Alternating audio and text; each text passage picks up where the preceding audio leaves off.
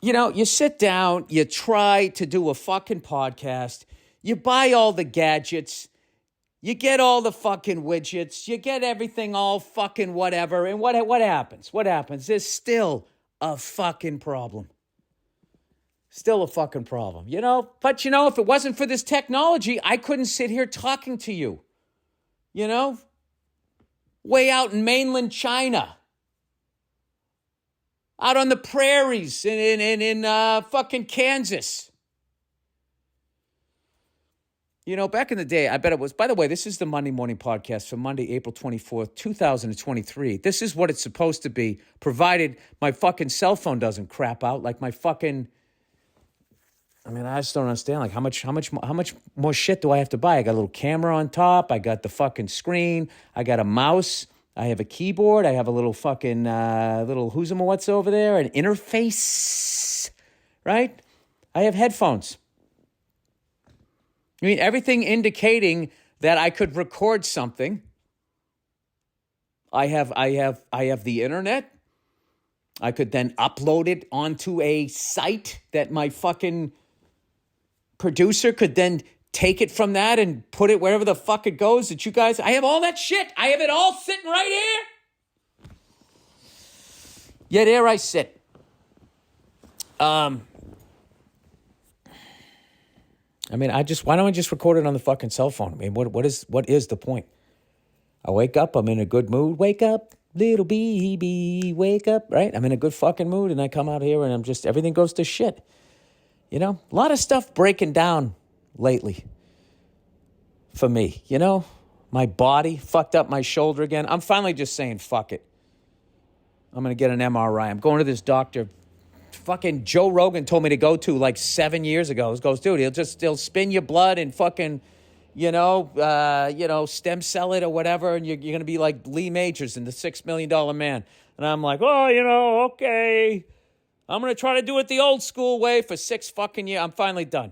I'm not starting back again, doing the arm crawls up the wall, and then I graduate to a can of fucking tuna, and I can hold the weight of my arm. Oh, boy, isn't this exciting? Could I get a little more salt? Let me grab that. And then go back to the beginning again. I'm done. I'm fucking done with it. All right? I'm going to be like that cutie pie that ran track with the snaggletooth there. And everybody's like, oh, my God, you won everything. And then she's like, well, not really. Then everybody got fucking all upset with her. But were they really upset with her, or was she really just something that they could take the frustration of her own of your own life out on? I never understood why people got that upset. Why, I understand being disappointed, but the level of upset that they got with that woman, I just thought it was like, come on, the whole fucking sport is filthy. The whole sport is filthy. They're all filthy. And you know why? Because when you go all natural, you end up like me. It's fucking, your body breaks down. So I'm going to be Bionic BB, getting both my shoulders done. I got a fucking MRI coming up, which to this day, I still don't understand why that thing is that fucking loud. Dean Del Rey's got a great bit on how fucking loud it is. It's unreal. It's like your head is inside a garbage truck. All right. So anyway, plowing ahead here. Oh, speaking of things breaking down, so I got my car fixed. I had a problem with the driver's side window. The engine's fantastic. All right, she's a goddamn cream pie. I've almost had that car. Almost had that car 7 years. I'm not like these flippers out here that lease cars, and every 2 years they get something new. I stick with shit. I see something I like, I get it. I'm like that. I'm like that with cars. I'm like that with broads. And I'm like that with that Patriots helmet that I got in the early 1970s for Christmas, and there it sits. Never fit my head. My head was too big for it back then. Certainly not going to fit now, but you know what? God damn it. I still have it. Even though my brother broke it.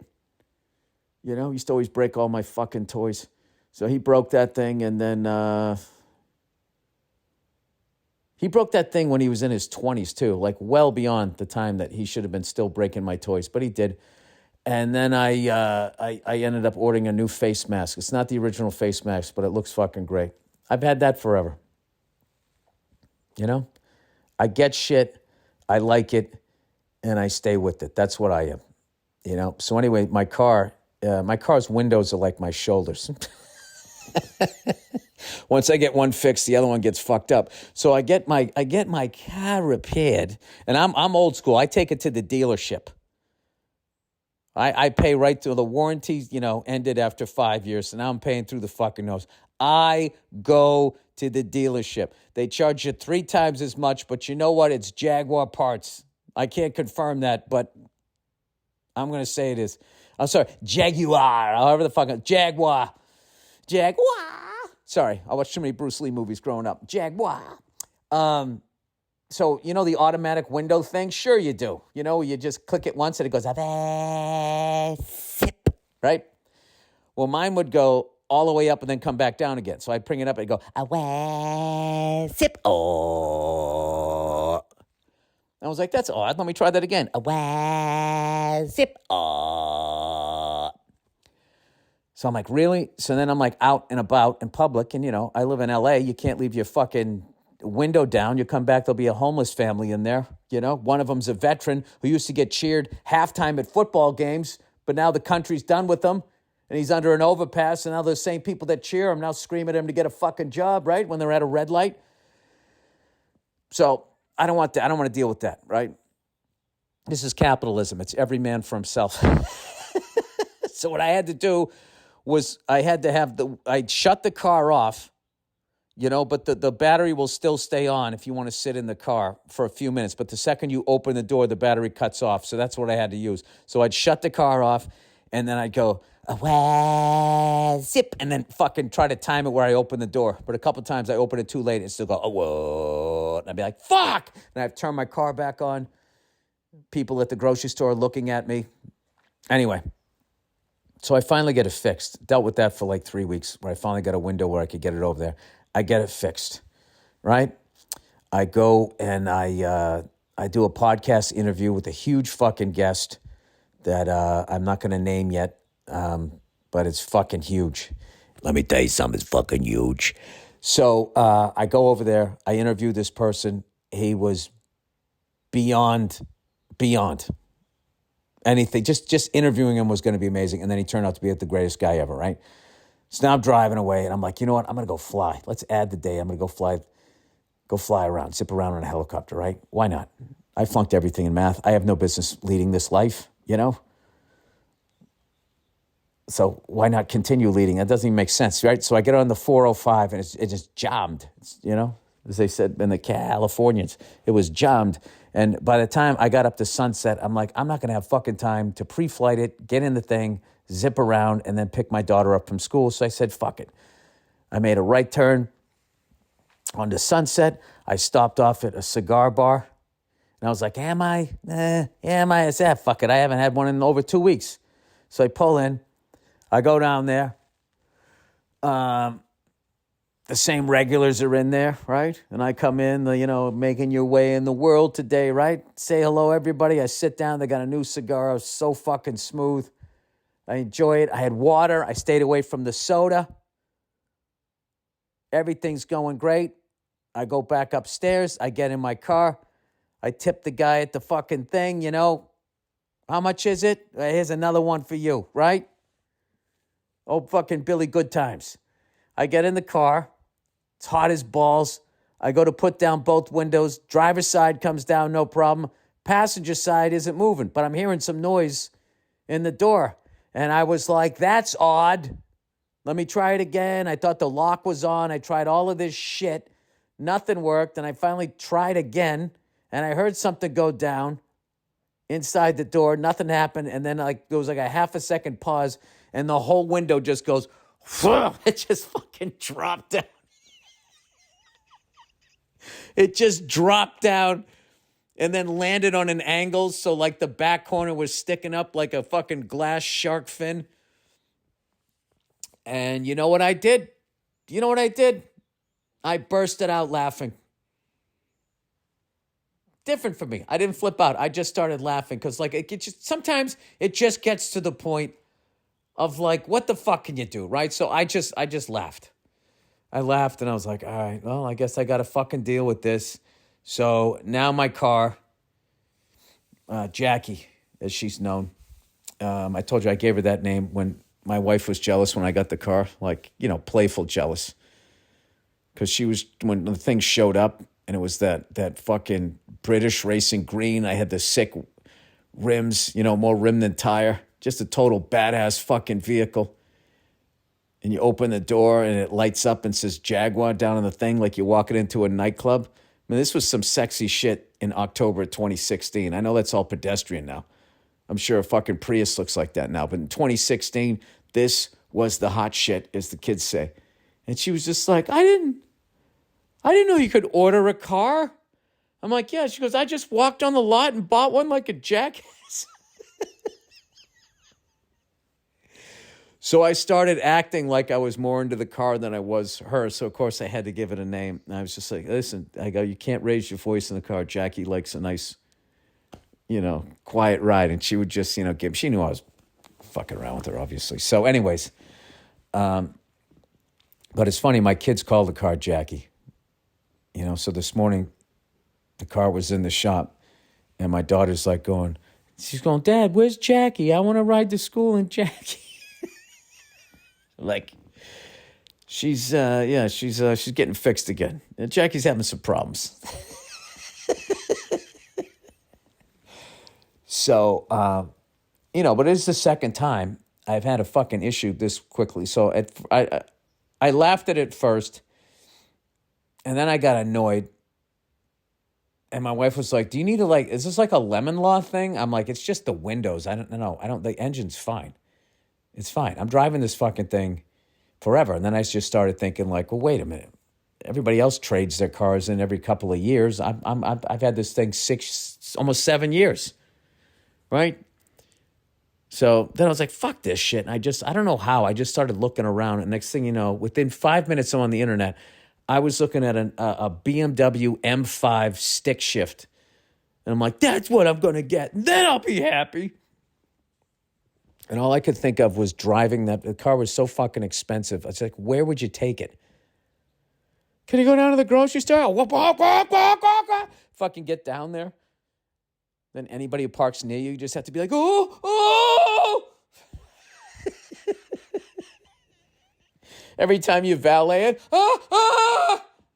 That's what I don't understand about those cars. Like every time I see like a Ferrari, which really is the car, if you ask me. The car you want to get, I feel, out here in LA, if you survive this business, you don't go crazy, you keep your money, you don't buy into any of the bullshit, so you don't become an arrogant ass fucking dickhead, which probably failing on that. But, in the end, when you made your money, and no matter what they do to you, you're still going to be all right.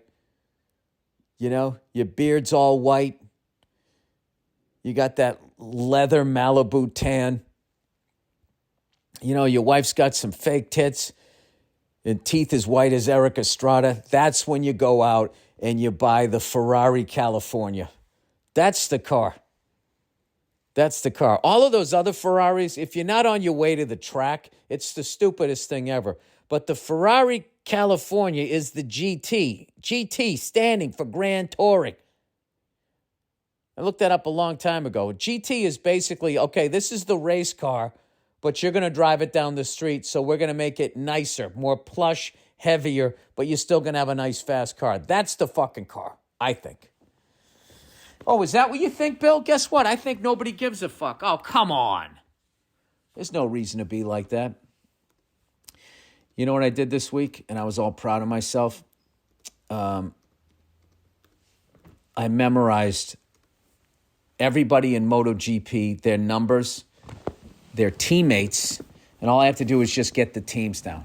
Because I used to know that a couple of years ago, and then I got all busy and I missed a season, and I came back and fucking Ducati for some reason now has light blue motorcycles. They still have the red ones, the factory team. But even then, it's not the same red. A lot of shit changed. people change teams and all of that type of stuff. And I had to go back and get caught up. So I did that. And, because I still have the program from the Circuit of the Americas. And I was just thumbing through this. I just think that, this is the coolest fucking sport as far as racing goes. So I memorized all of these, and then I wanted my wife to quiz me, and she just laughed at me and just was like, I'm not doing that. It's like, yeah, I memorized all their names, all their numbers, and then their teammates. You want to see me do it? And she's like, why would you do that? It's like, I don't, because I like it.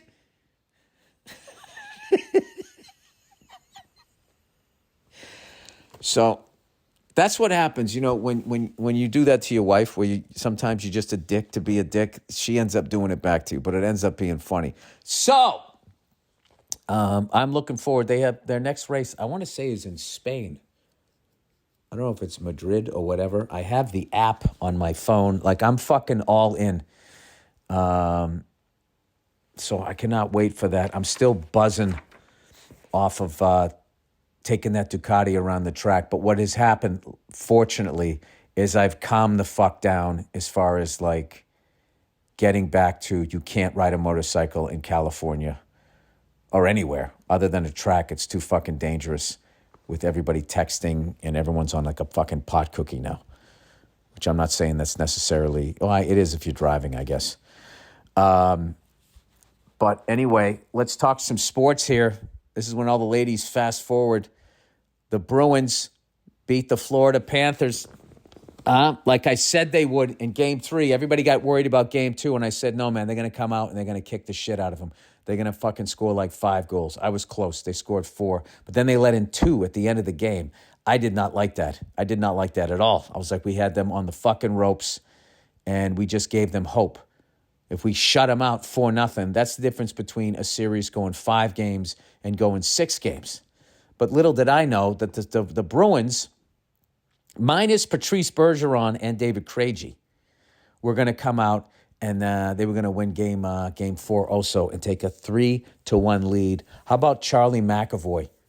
All of a sudden becoming this physical force, stepping up, clean hits, letting people know they got to have their fucking heads up if they're going to come into our zone.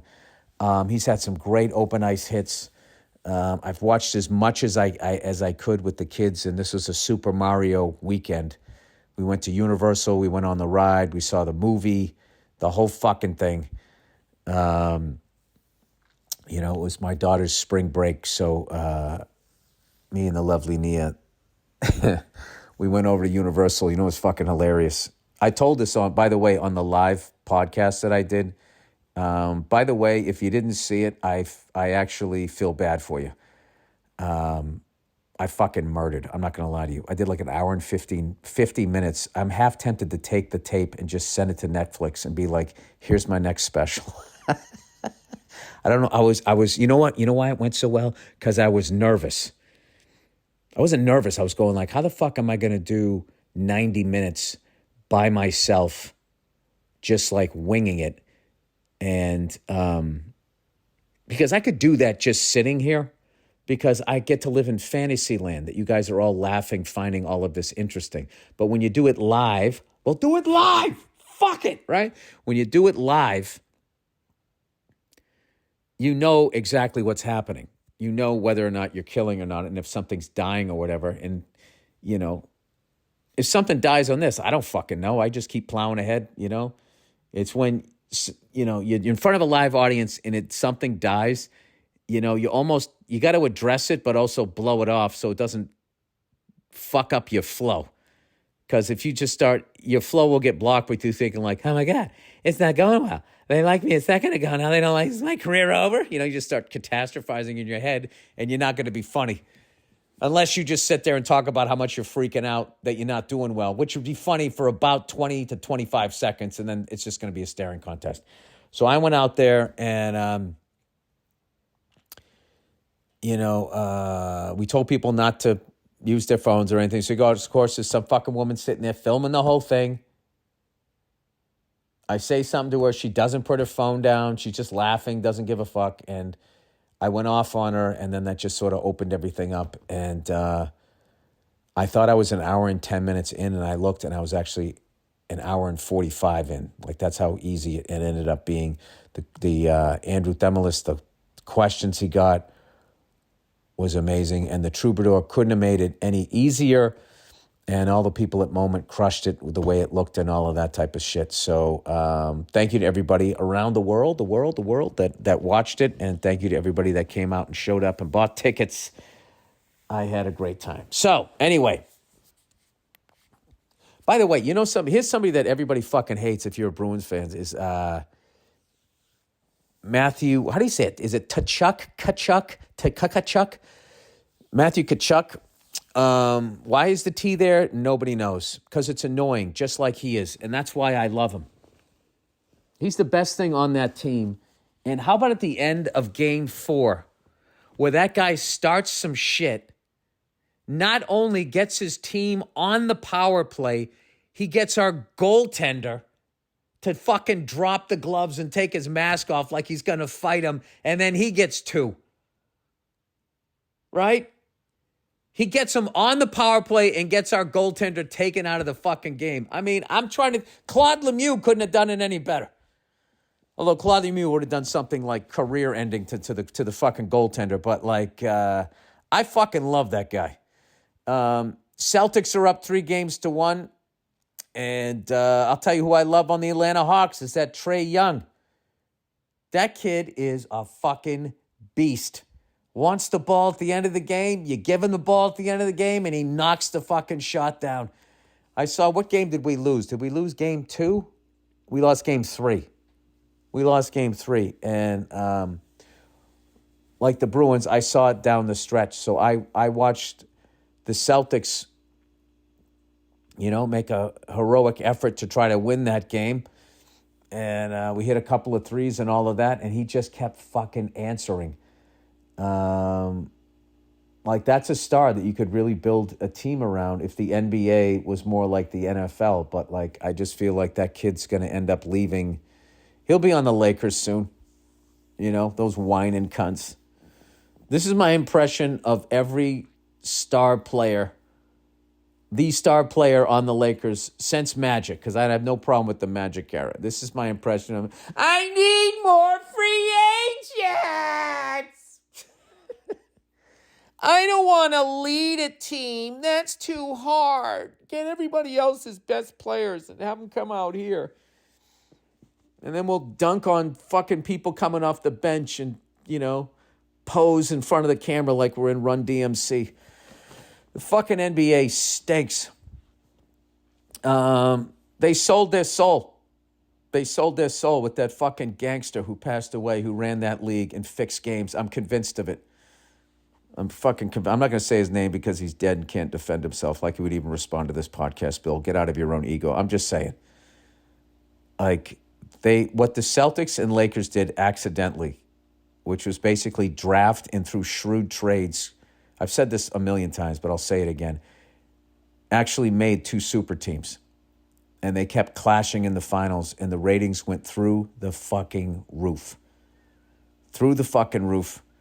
You had the 2 best players. One was a white guy, one was a black guy. It was like boxing, the Great White Hope, all of this shit. All of that fucking, propaganda and promotion, and they ended up passing all of the sports, even football.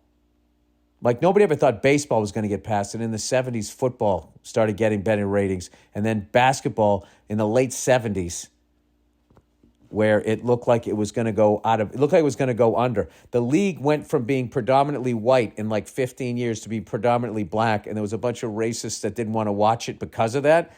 And then there was a massive, the cocaine problem, and it was the 70s, and doctors were saying cocaine was no more addictive than caffeine, which is pretty fucking addictive, I'm finding. And the league got a really bad reputation for drugged up players, which they did have. And then there was also like, not only they're drugged up, well, I can't do the Southern accent because everybody's racist. Not only they're drugged up, they're also black. We don't want to watch this, blah, blah, blah. That's what happened. And then along came a guy named Irvin Magic Johnson and Larry Henderson Bird. Sorry, I don't know his middle name. Right? They came along. Magic Johnson, who just has the fucking charisma of a movie star, ends up in Los Angeles. Larry Bird. Just picture him at a wedding dancing. The whitest fucking guy ever, and he's twice the size of an average white guy. He's like a double cheeseburger white guy. Goes to Boston, historically one of the most racist fucking places ever. It was perfect. And then Red Auerbach and whoever the fuck was out with the Lakers built these teams around him. They already had Kareem.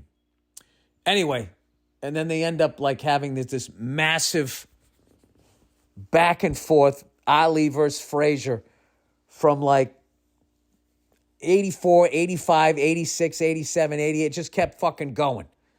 In the meantime, Jordan came in the league, and then the Pistons were coming up, right? With their filthy brand of fucking, we can't really play basketball, so we're going to beat you down to our talent level. Horse shit that they fucking did. Oh, did you leave your feet? I'm going to take them out from underneath you and act like, this is some sort of strategy beyond I'm just trying to hurt you and end your career.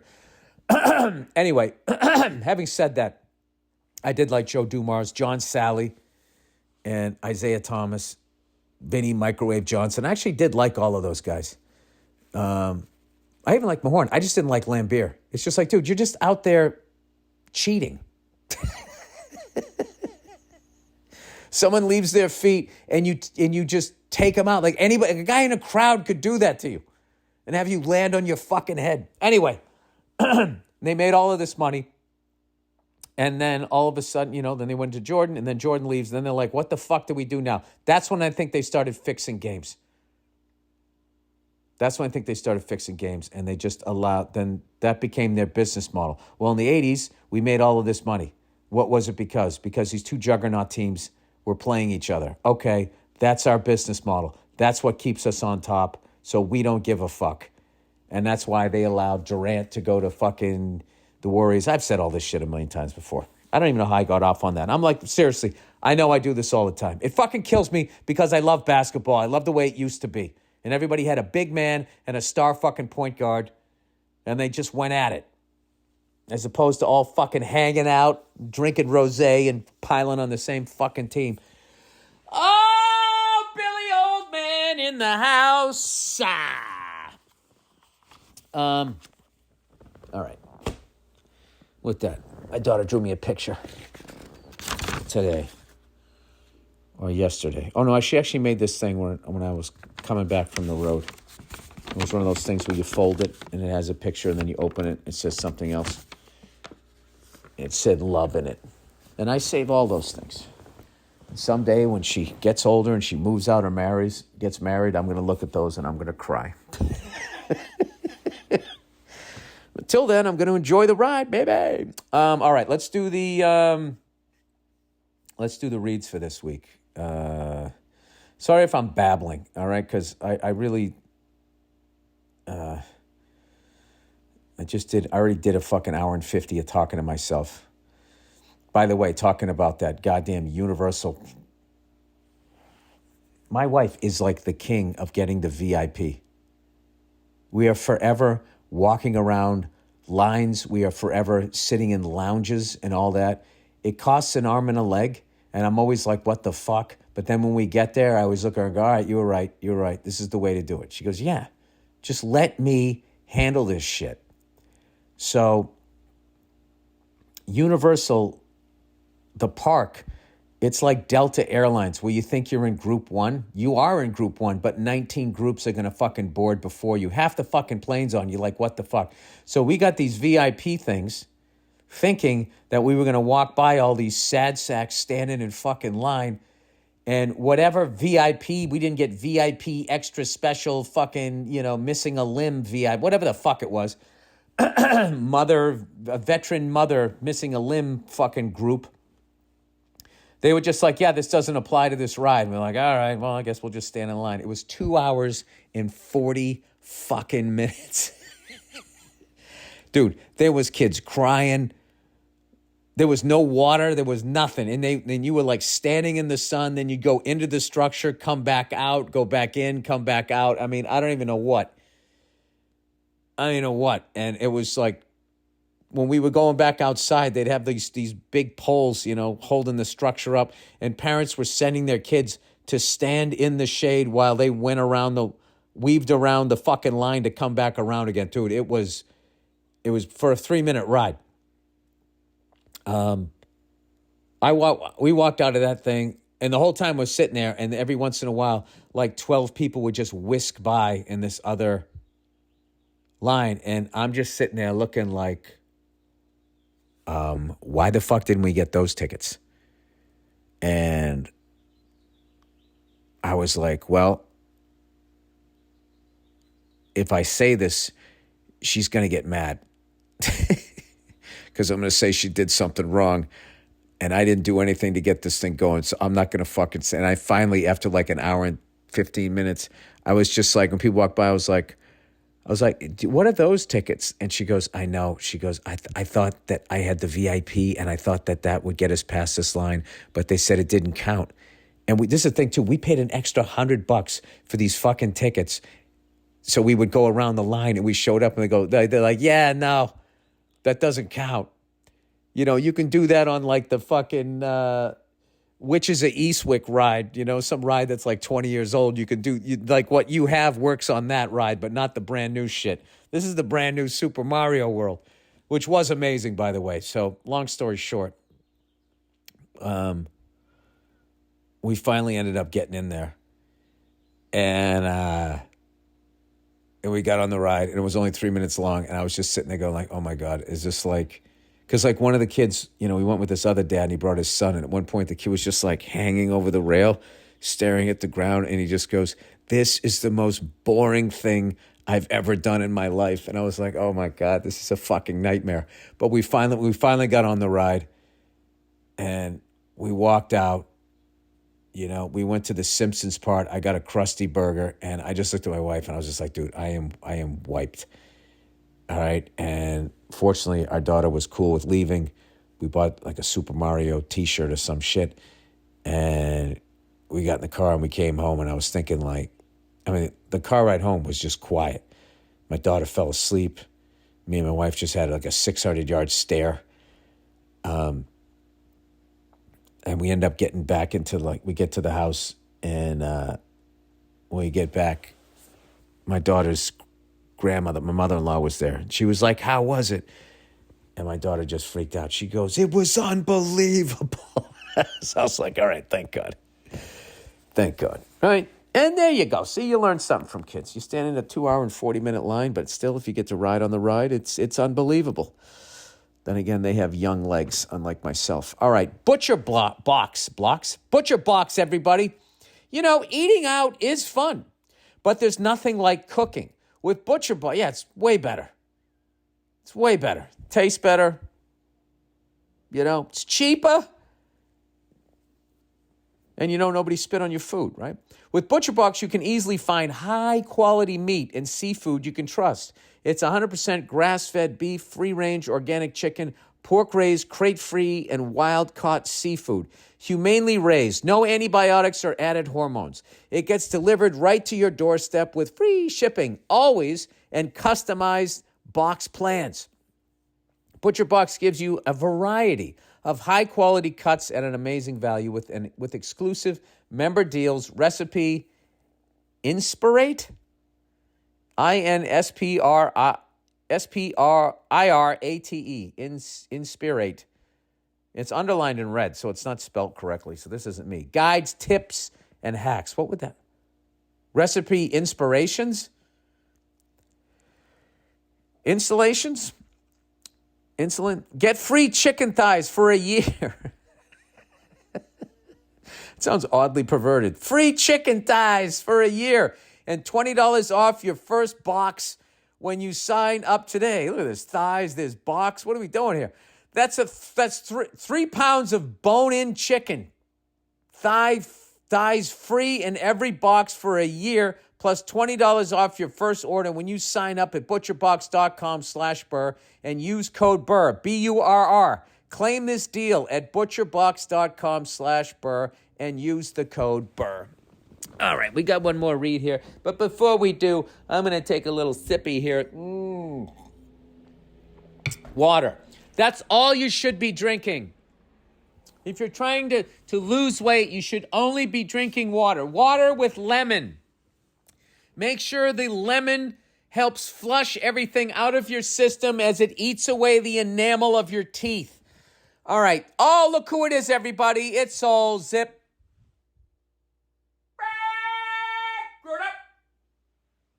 You know, whether you're starting a new business or growing one, if you want it to be successful, you need the most talented people on your team. That's where Zip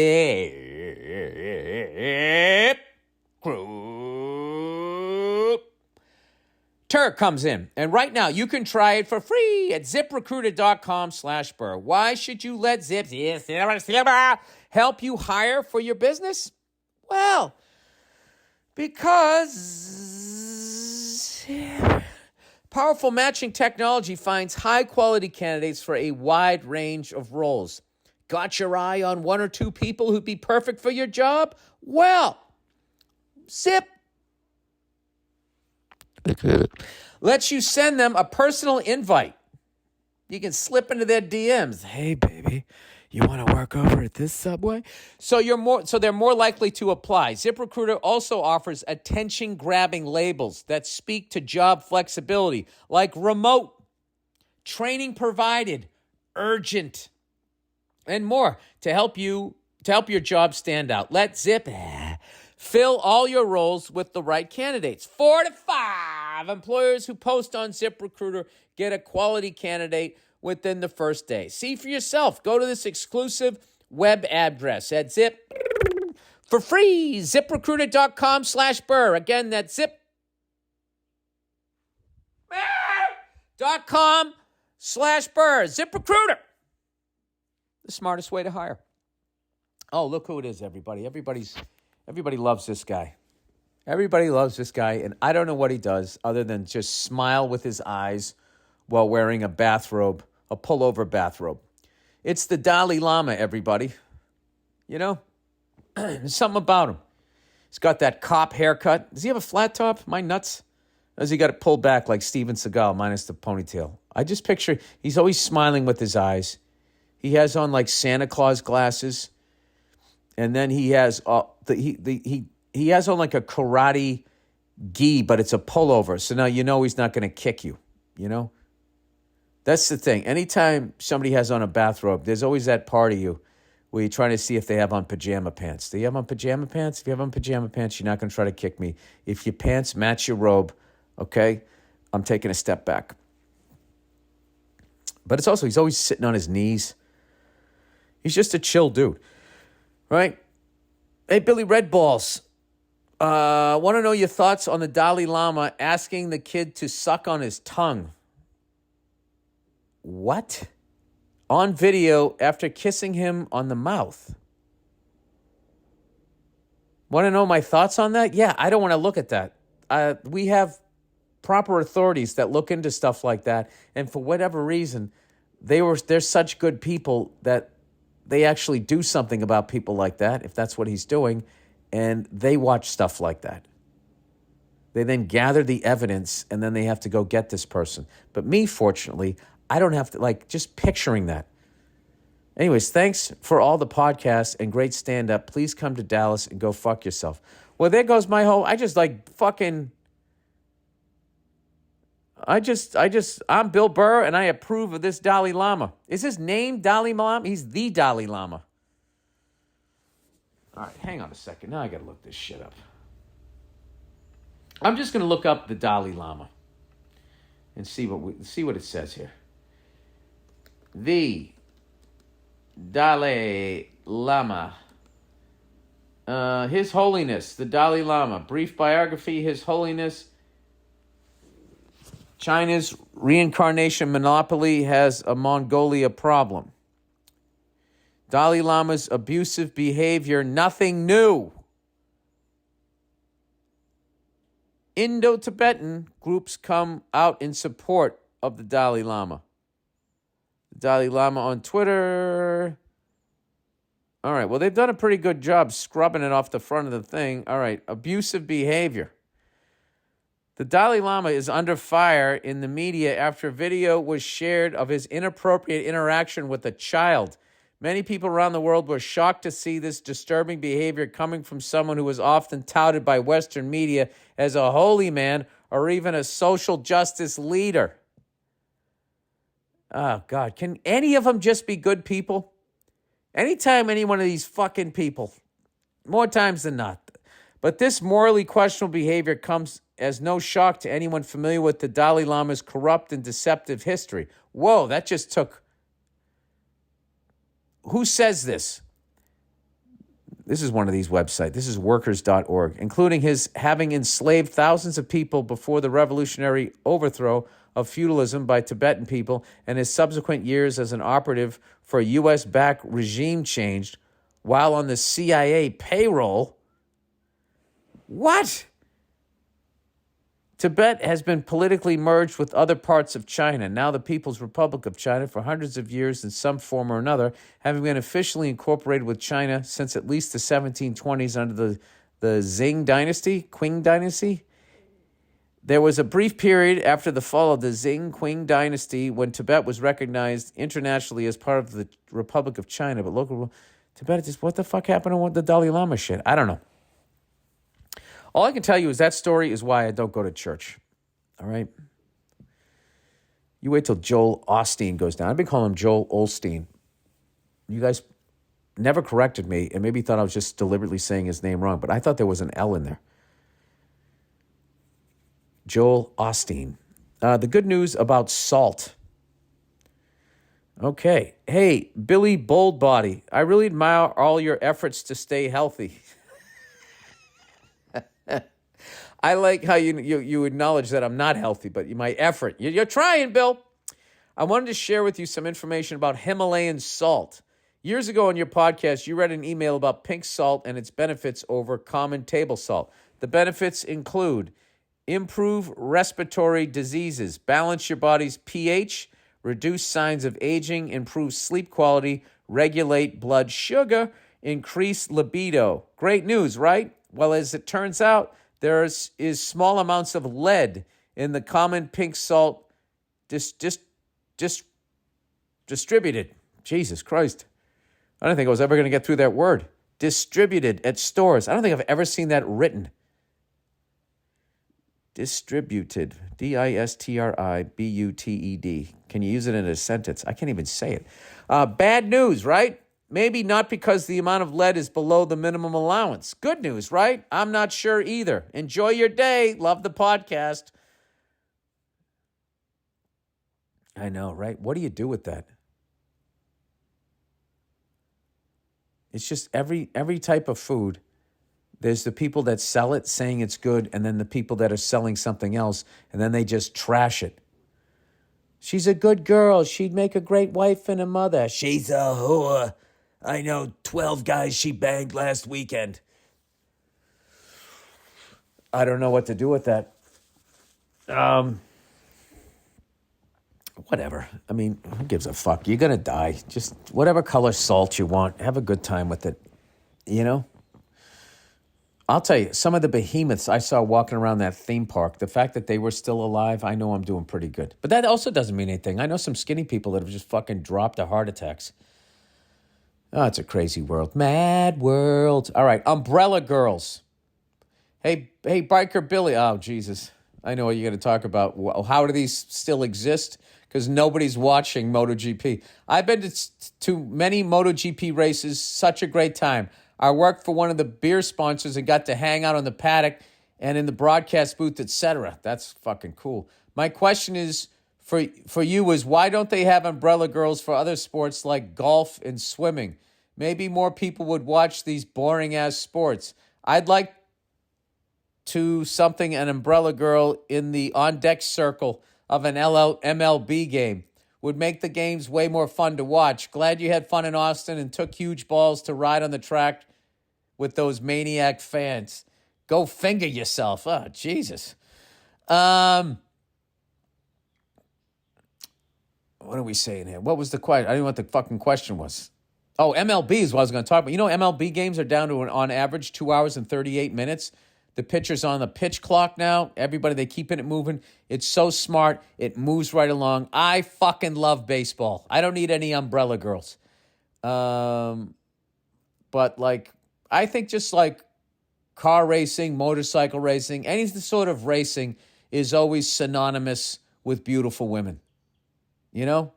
If there's money around and there's a beautiful car there, you're not going to have to look too far to find an absolutely stunning woman. It is part of the world.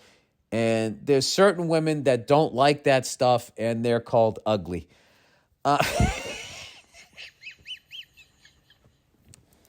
Sorry, it was an easy joke. I went for it. What do you want from me? I'm doing back-to-back fucking podcasts here. I'm doing my own fucking Jerry Lewis telethon of podcast here. Podcasting here.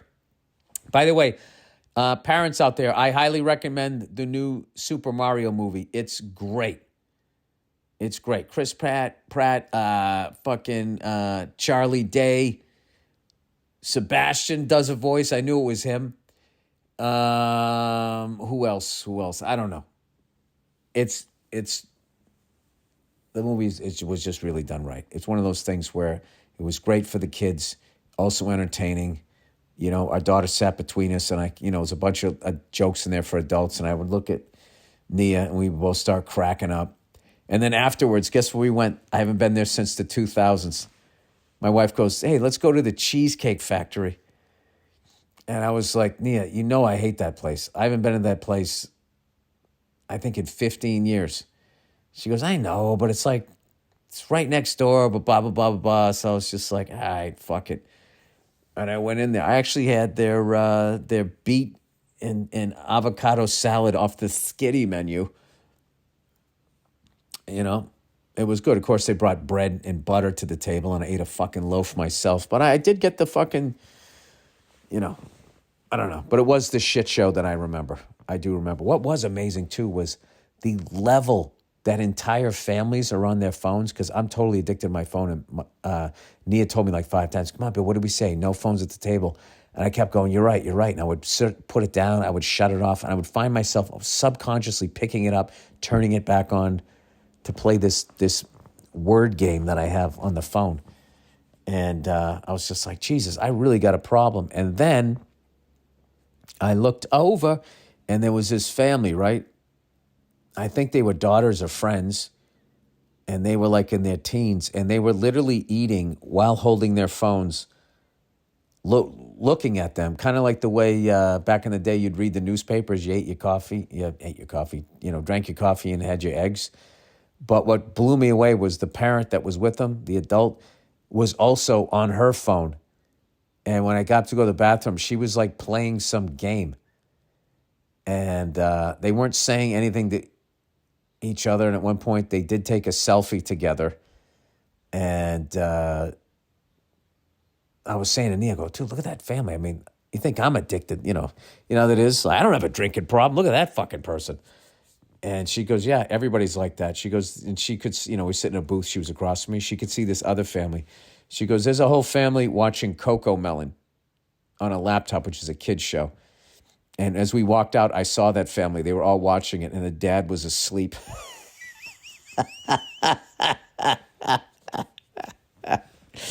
Dad just nodding out.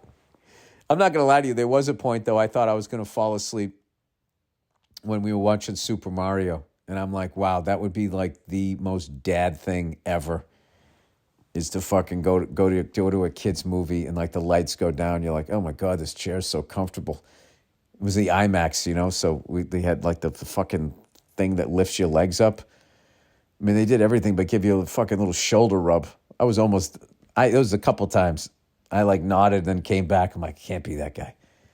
I can't have my daughter being like, Dad, you're missing the best part. All right. Best pickup line that changed my life. All right, here we go. Hey, Skinny Bill. Young lady. I love when the ladies write in. Young lady listener here chiming in on my best pickup line that changed my life. Story time. I like how she's breaking this down. Story time, : I was 19 in my sophomore year at college and finals week was approaching. As any horny, stressed out teen, I wanted to get laid. I met this guy at a Halloween party and we exchanged Snapchat info. Corny, I know, not even my actual number. That's corny? That sounds like fucking Buck Rogers to me, which was a space show in the late 70s, if you're the person listening to this, who wrote this. I was about ready to be like, oh, is that how the kids do it now?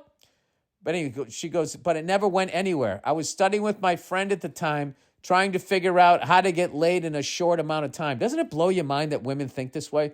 They really made us think like they were like, ew, gross, get away from me. And you're like, why? Come on, touch it.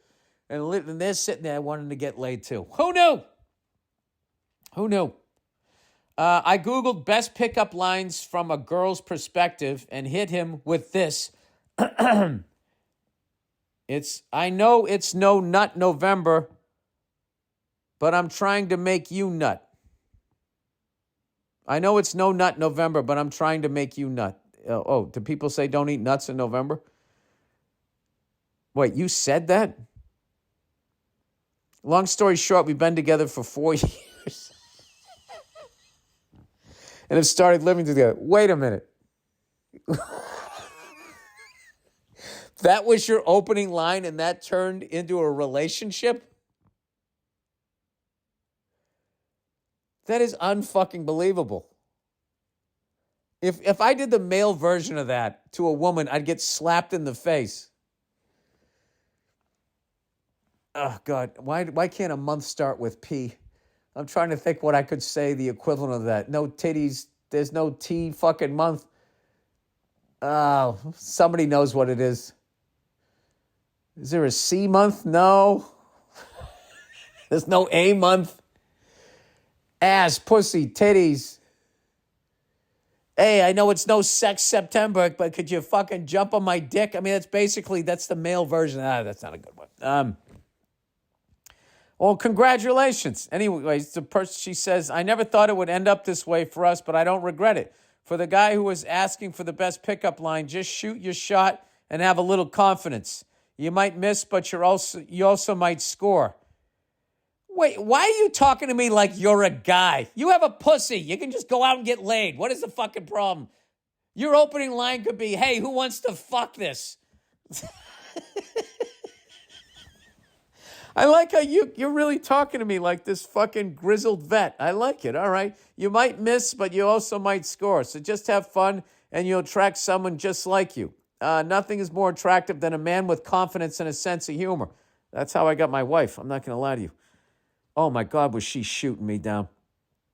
Love your shit. Love watching you at Fenway. Wish you the best on your journey to a healthier life. Namaste. Oh, look at that. She's a yogi. I like that person.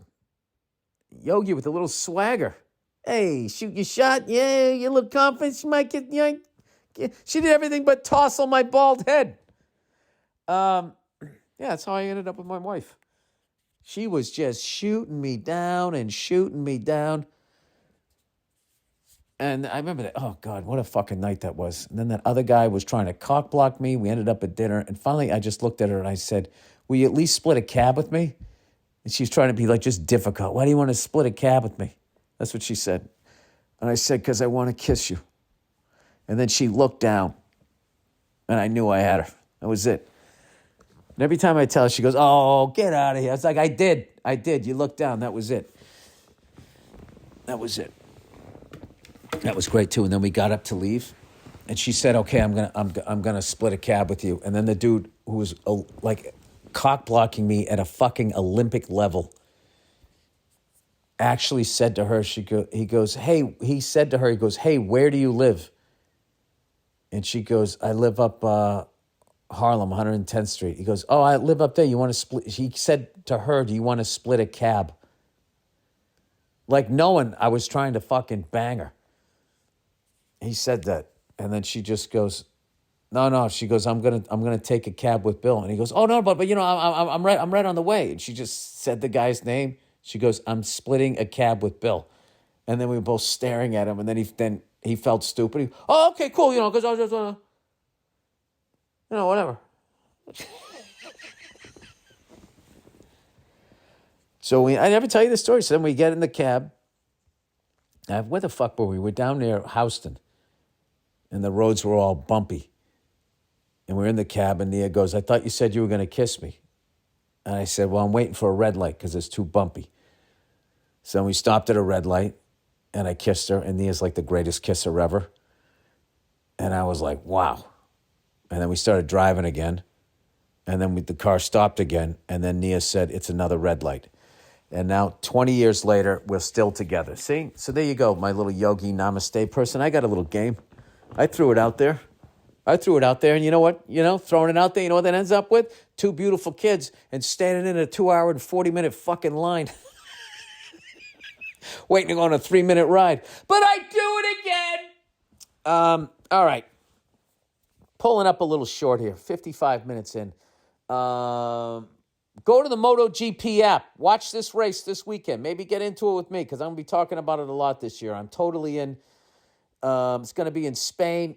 You can watch it online, MotoGP.com. You can get caught up, watch the first 3 races. They're only 20 laps. You know what's great, too? They got Moto 3 and Moto 2 before it.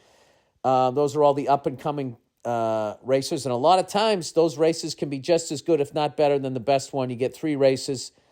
It's one of the best bargains out there. All right, that's it.